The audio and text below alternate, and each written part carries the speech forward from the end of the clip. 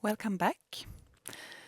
In the previous lecture, we met Helena Nord, who talked about the design, planning and management of urban green spaces. Now it's time to learn more about tracking greenhouse gas fluxes across the landscape. So please welcome Professor Matthias Peichel.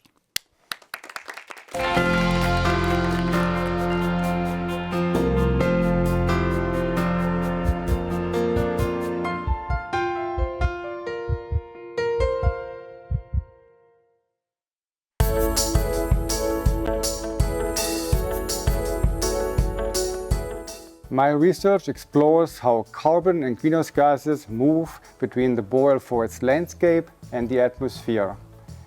The main goals of this research are to understand the processes and controls that regulate how plants and soil take up and release these gases. Knowing how much carbon and greenhouse gases are taken up and emitted by these different ecosystems helps us to better understand how the boreal landscape as a whole regulates their concentrations in the atmosphere and thereby our climate. My name is Matthias Peichel and I'm a professor of forest landscape biogeochemistry. My research is based on operating field stations across different forest and peatland ecosystems, and these stations include towers that are equipped with high precision sensors to measure the fluxes of these gases under changing environmental conditions all year round. The boreal forest is an important global carbon sink, but also experiences the fastest rates of climatic changes. With my research, I hope to improve our understanding of how the boreal forest can help mitigating climate change, while at the same time providing insights into how it will respond to a changing climate. The ultimate ambition of my research is to support the development of forest management strategies that are both climate-friendly and sustainable in a future climate. My interest in studying these land-atmosphere fluxes of carbon and greenhouse gases is driven, for once, by my curiosity and fascination with the complexity of their underlying processes, but also by recognizing the importance of improving our knowledge in this field to help fight climate change, which is one of the key societal challenges in the decades to come.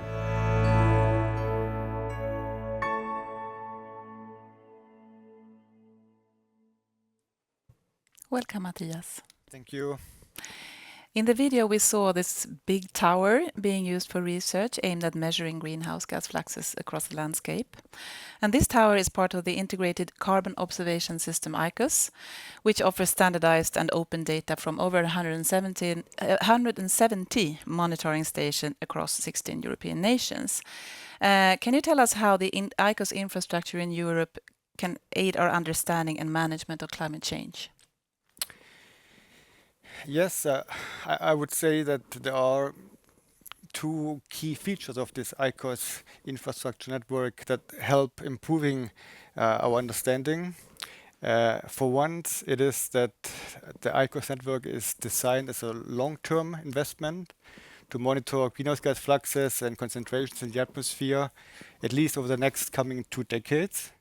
And that provides us with the knowledge that we need to understand the long-term drifts and changes in both the climate, but also in the carbon balance of different ecosystems. And the other important feature of this ICOS network is that all the measurements follow a standard protocol. And that allows us to then compare the measurements at different stations across Europe to understand how does a forest in Sweden affect the climate, how does a forest in Spain affect the climate, but also how the different ecosystems then respond to the ongoing climate change. And for how long has this infrastructure been running? The various countries within the European network, they have joined at different stages, but Sweden has been part formally of the ICOS network since 2018. Okay. So the Swedish part of the ICOS infrastructure, what does it contain? Yes, the Swedish Sweden has its own national ICOS Sweden network that contributes to this European-wide network. And it actually contains 3 of these tall towers that we have seen. One of them is located quite close to Uppsala, actually. And apart from these tall towers, we also operate a number of smaller towers to measure forest and peatland ecosystems, which are the 2 key ecosystem types in Sweden. And for each of these, there are 3 stations located from the northern from north of Sweden, we are the middle to southern Sweden, so we can understand how these ecosystems respond to across a national climate gradient. And what about the rest of the world? Are there similar systems in other parts of the world? Yes, this measurement technique, or using these tower-based measurements, that is actually applied worldwide. And most of these stations, they are joined in the so-called global FluxNet network. And that a key feature of the network is that all the data collected from these stations, they are compiled in a database where it's freely available. And that is a very important resource for conducting global synthesis studies, but also to inform process-based models and comparing with satellite data and so on. Oh. I should say that not all the stations have such tall towers. So Okay. Anyway, well, I think I would like you to take the stage to deliver your lecture. yes. Yeah, give us some more information about your research. And I have the pleasure of introducing Matthias Peichel, Professor of Forest Landscape Biochemistry, talking about the breathing of the boreal forest, tracking greenhouse gas fluxes between plants, soil, and air. Thank you. In my talk, I want to tell you why and how I conduct research on exploring the flow of greenhouse gases between the land and the atmosphere. I will start with a short introduction into how this exchange of greenhouse gases between the forest landscape and the atmosphere regulates our climate, and how climatic changes in turn feed back on the functioning of the boreal forest. I will then describe how we can track these greenhouse gas fluxes and show some results on how they vary across the landscape. I will end on the question how all these various fluxes eventually sum up to a total greenhouse gas balance for a managed boreal forest landscape.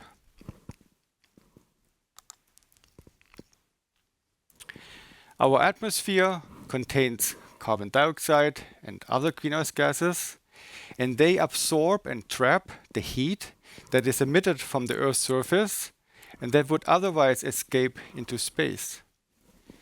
And the increasing amount of greenhouse gases in the atmosphere over the past century has therefore led to a warming of our global climate. Boreal forests can take up some of that carbon dioxide and thereby regulate our climate by reducing its concentration in the atmosphere. At the same time, climatic changes are already ongoing at the fastest rate in the northern high latitude regions, and the related changes in temperature and precipitation patterns also affect how well these forests grow, and thereby how much carbon and greenhouse gases they can take up and release. Understanding this two-way interaction between the forest landscape and the atmosphere is the key interest and aim of my research. So how do these greenhouse gases move between plants, soil, and the air? Carbon dioxide is taken up by the vegetation via the process of photosynthesis, and some of it is used to build biomass. But about half of this absorbed carbon dioxide is released back into the atmosphere as the plants respire from both the above ground canopy, but also from the roots below ground. When these plants die, microorganisms in the soil feed on that dead biomass and return some of it back into the atmosphere in the form of carbon dioxide. The rest remains and accumulates as organic matter in the soil. There are also other microorganisms in the soil that can take up and produce methane and nitrous oxide, which are two other powerful greenhouse gases exchanged in the forest landscape. So we need to measure the breathing in and breathing out of all these greenhouse gases to understand the full greenhouse gas balance and climate impact of a forest ecosystem. However, tracking these greenhouse gases is a challenge because they are constantly changing. They vary from day to night, from summer to winter, and from one forest stand to another forest stand. As they're regulated by changes in weather and climate, by differences in ecosystem properties, for example, how much vegetation biomass is present, what is the species composition, and what are the local soil conditions. And finally, we humans affect these fluxes through management activities. For example, by removing vegetation biomass through harvest, by increasing the nutrients in the soil through fertilization, or by drying up the landscape by putting in a network of drainage ditches. In order to cover this temporal and spatial variability in these fluxes, I use different measurement approaches in my research to track these greenhouse gas fluxes across the landscape. At the forest stand level, for example, we can quantify the carbon balance, the carbon uptake in the vegetation by repeated inventory of the biomass in the trees and the ground vegetation. We can use chambers that are connected to portable greenhouse gas analyzers to walk into different forest stands and measure how much gases are coming out from the soil and going into the forest soil. In parallel to these ground-based measurements, we can also mount instruments on the top of tall towers that reach beyond the forest canopy. And up there, the instruments can measure the net flow of greenhouse gases between a whole forest ecosystem and the atmosphere at half-hourly resolution all year round.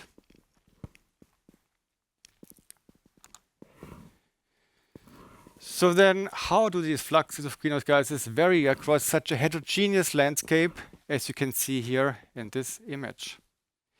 Here we can find young forests, old forests, forests growing on peatland, and each one of these forest stands has its own capacity and dynamics in exchanging greenhouse gases. To give you an example of this variability, I'm showing you here some results from my research, illustrating the changes in the forest ecosystem carbon balance during stand development following a harvest. You can see here on the horizontal x-axis stand age ranging from 1 to 200 years following a harvest, and on the vertical y-axis the annual carbon balance, where positive values indicate emissions of carbon to the atmosphere and negative values indicate an uptake of carbon by the forest ecosystem. The round symbols indicate 3-year averages of measurements in 50 different forest stands that vary in stand age, and the green line indicates the mean trajectory of the change in the carbon balance during forest stand development. You can see that during the first 10 years after a harvest, there is a large loss of carbon to the atmosphere, but as the forest regrows, the carbon balance quickly changes towards a net uptake that peaks at the age in mature forests in the age between 50 and 100 years. And thereafter, it starts to decline again as the stands grow older. What is also important to recognize that even at a given stand age, for example, if we look at the age 75 here, we can see a large variation across forest stands even at the same age, illustrating that there are a number of other factors that cause quite some large variation in the forest carbon balance. If we then scale this variation across a managed forest landscape, then you can see here in this map how the sinks and sources vary across a 70 square kilometer managed forest landscape. Here, the light yellow color indicates those areas where we are losing carbon to the atmosphere, and the dark blue color indicates areas where we have the greatest uptake of carbon by the forest. Considering this variability across the landscape, the question is, what is then the net balance of such a managed forest landscape? I address this question in my research by making use of this 150-meter tall ICOS tower, which is located in northern Sweden in a typical managed boreal forest landscape. And here we can mount the instrument at such a height that the measurements span a few kilometer radius around the tower, and thereby it captures all the fluxes of carbon dioxide and methane that are coming in and out from these different forest stands, including clear-cut areas, but also mire areas and lakes. And if you then also account for the carbon that is lost in dissolved form via the aquatic export in streams and rivers, and we also account for the carbon that is exported via the harvest of biomass, then we can estimate what is the carbon and greenhouse gas balance of such a managed landscape. The results of my research indicate that when accounting for all the land atmosphere fluxes and the main export fluxes, then such a landscape can be a significant carbon sink and thereby have a climate cooling effect. The next steps and goals in my research will be to better understand how the carbon and greenhouse gas balances of a managed forest landscape will respond and cope with more frequent weather extreme events, such as heat waves and drought periods. And also by making use of the long-term measurements that by now span over a decade, we can start to investigate if there are any potential trends and shifts in the carbon balance and climatic factors. Another important goal will be to understand how the greenhouse gas balance changes under different forest management regimes. For example, if we change from rotation forestry towards clear-cut free strategies. Overall, I hope that my research provides the empirical knowledge that is needed to support the development of forest management strategies that are sustainable and climate friendly in both the current and in a future climate. And with that, I would like to end by thanking everyone that has supported me throughout all these many years in which I have been out chasing after these greenhouse gases. Thank you.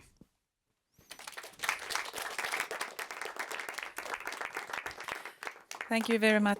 Thank you very much, Mattias. And you are welcome with your questions, of course. I'll start with a question about, you mentioned different factors that determine how much greenhouse gases that move from the landscape to the atmosphere.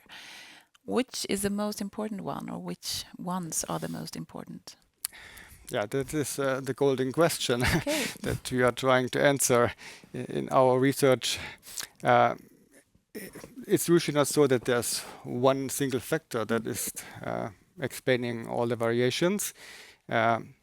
It's usually a combination of different factors, as I had outlined. And the main factor is also changing across different spatial and temporal dimensions. For example, the sunlight is the strongest control regulating the carbon dioxide fluxes between day and night. But then if you look at the more seasonal changes over a summer, then it's the changes in temperature and maybe water availability, the development of the vegetation that regulates these kind of seasonal changes in the carbon fluxes. Mm-hmm. So the golden question. yeah. Mm-hmm. Any questions in the audience? Yeah, we have a question over there. Wait for that. Thank you, Mattias, for a great talk. This is a very hot topic, and you have already answered this question in our SLU pod, Skogen and Människan, but please answer it again. How should we manage our forests with your results so far? What are your advice to those that have their own forests? Also a golden question, maybe. That is also a golden question. Yes, thank you. I should start by saying that when asking how to manage the forest, then of course the climate balance or the climate impact of a forest, that is only one service that a forest ecosystem provides. So I could give some idea about how to manage a forest and how this affects the climate balance. But of course, there are many other services one needs to consider related to biodiversity and economics, of course, that will in the end affect how one ideally manages a forest. And there it comes down to the priorities of a forest owner, what he or she wants to achieve with the forest management. Okay. Well, what about this? In Sweden, numerous forest owners are keen on adopting continuous cover forestry alongside conventional clear-cutting methods. Can you say anything about forecasting the impact on the carbon balance across the landscape if continuous cover management practices are expanded? It's a difficult question to forecast these effects because at the moment there are there's not much empirical knowledge existing. Some predictions that are existing, they are usually based on modeling simulations based on some assumptions.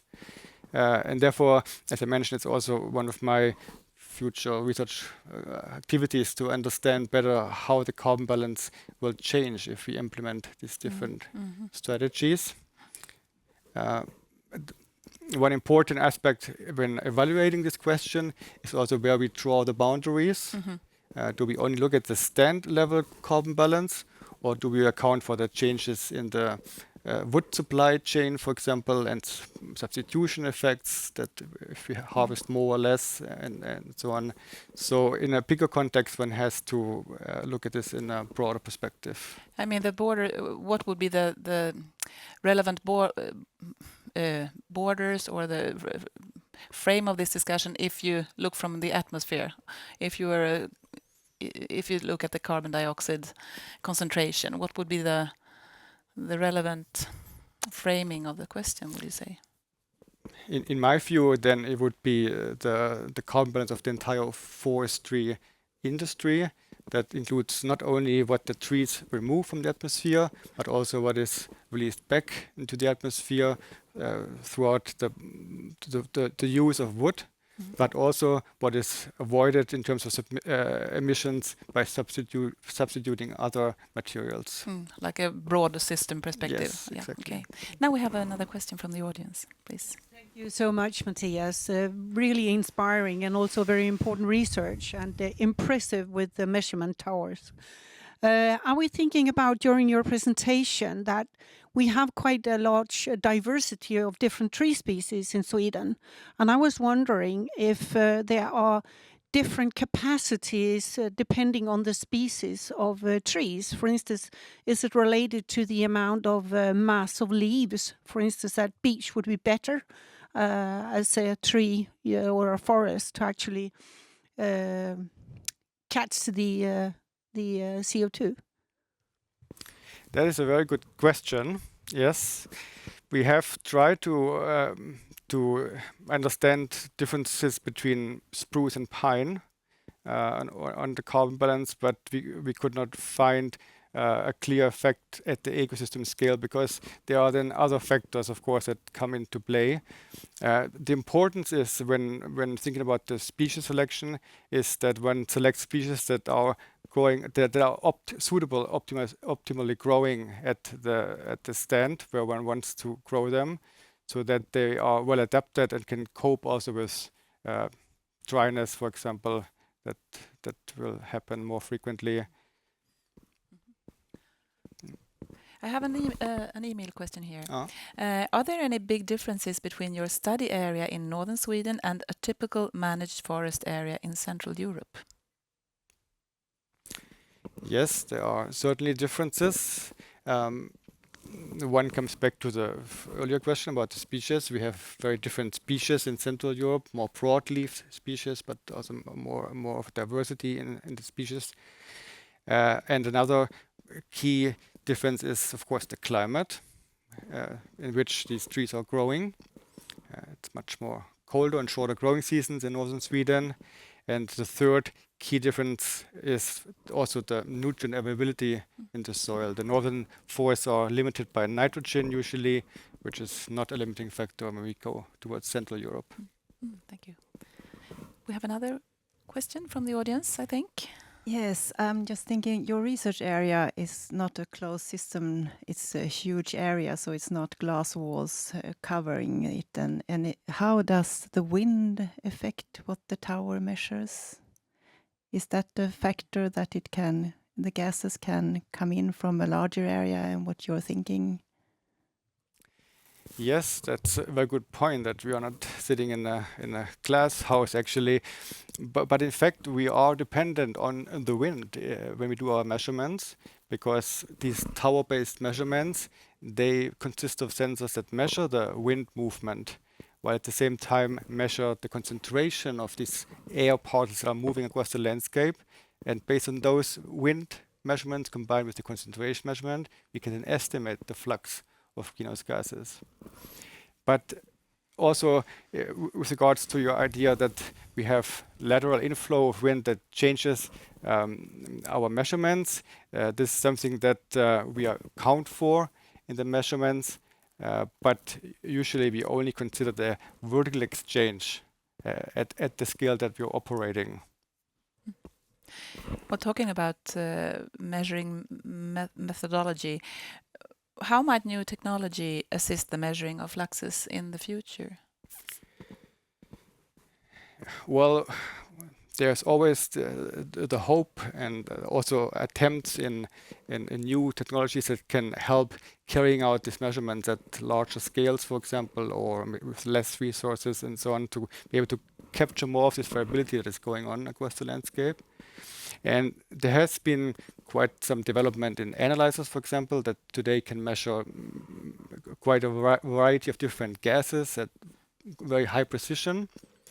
And there's also been a lot of development in low energy demanding sensors and low cost sensors, which is very important because with these sensors one can go into these remote areas where we don't have grid power, for example, and also measure at those locations that are otherwise challenging to investigate.